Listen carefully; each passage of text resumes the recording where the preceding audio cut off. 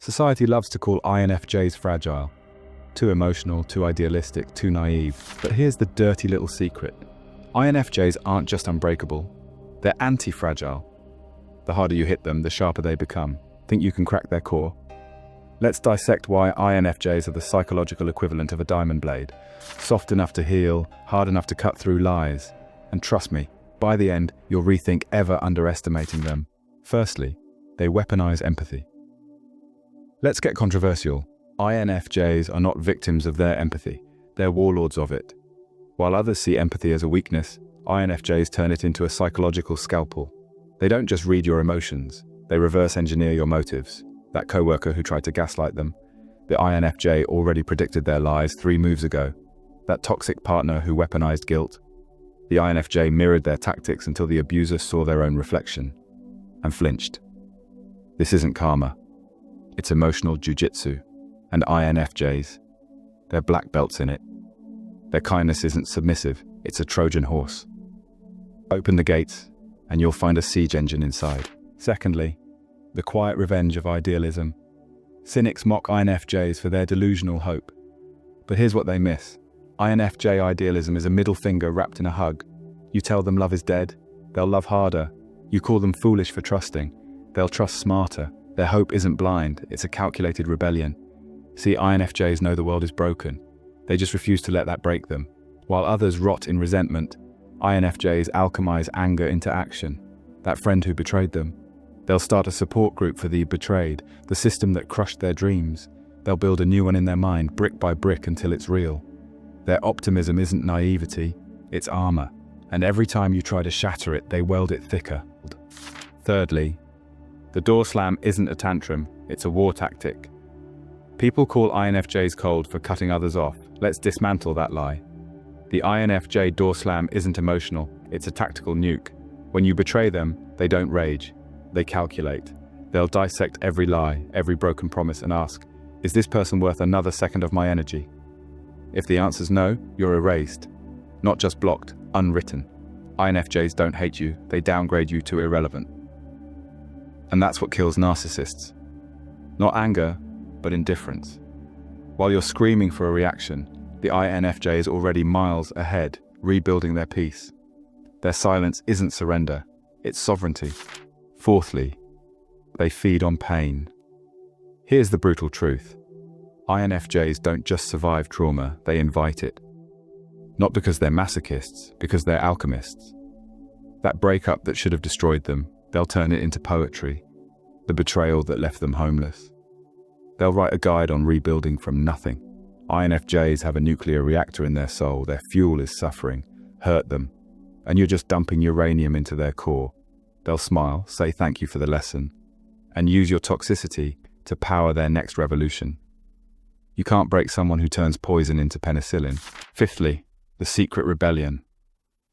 INFJs seem like rule followers. Wrong. They're anarchists with a library card.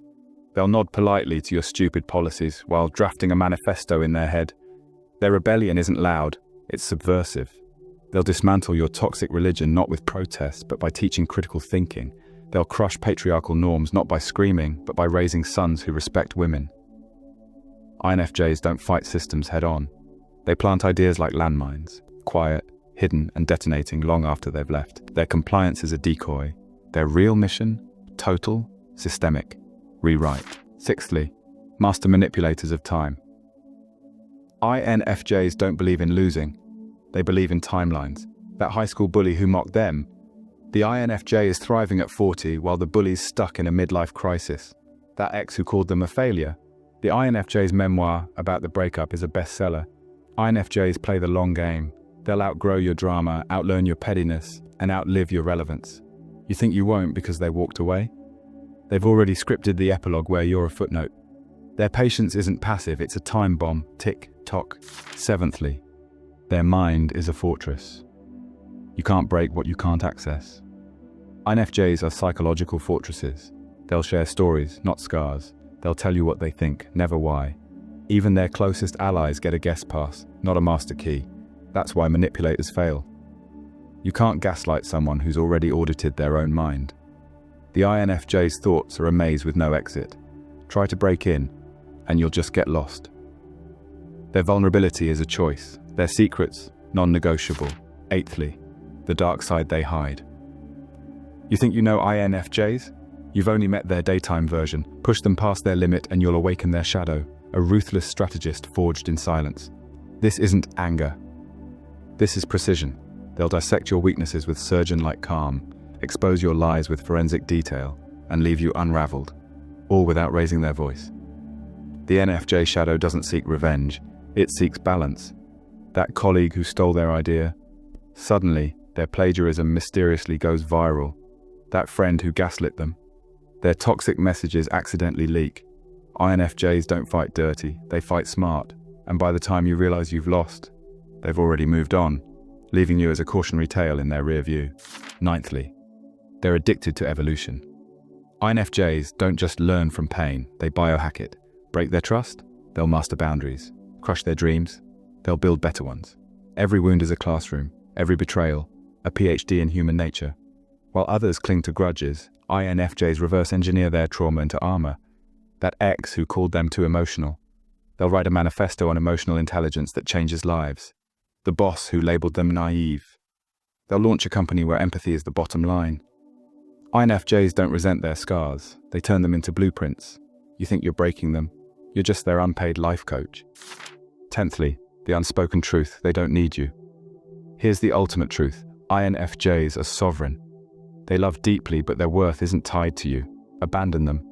They'll thrive in solitude, betray them. They'll rewrite their story without your chapter. INFJs don't need your applause, they validate themselves. They don't crave your attention, their inner world is a universe. While others panic at being alone, INFJs expand. They'll write novels in empty rooms, paint masterpieces in silence, turn loneliness into legacy. You think leaving them will break their spirit? They'll just redirect that energy into healing others and quietly outshine you. Their independence isn't arrogance, it's emancipation. So, why can't you break an INFJ? Because their power isn't in resisting pain, it's in becoming it. They absorb your chaos, your cruelty, your doubt, and spin it into something that outlives you. Art, empathy, revolution. They're the calm in the storm and the storm itself. So keep doubting them. Keep calling them too soft. Meanwhile, they'll keep healing, creating and evolving long after you've burned out. If this hit home, drop your truth bombs below. Debate me, roast me, scream yes into the void. INFJs, tag your toxic exes. Cynics, try to change my mind. This isn't just a video, it's a battlefield. Let's see who's really unbreakable. And if you're obsessed with psychological warfare, smash subscribe. Your tribe of unbreakables is waiting.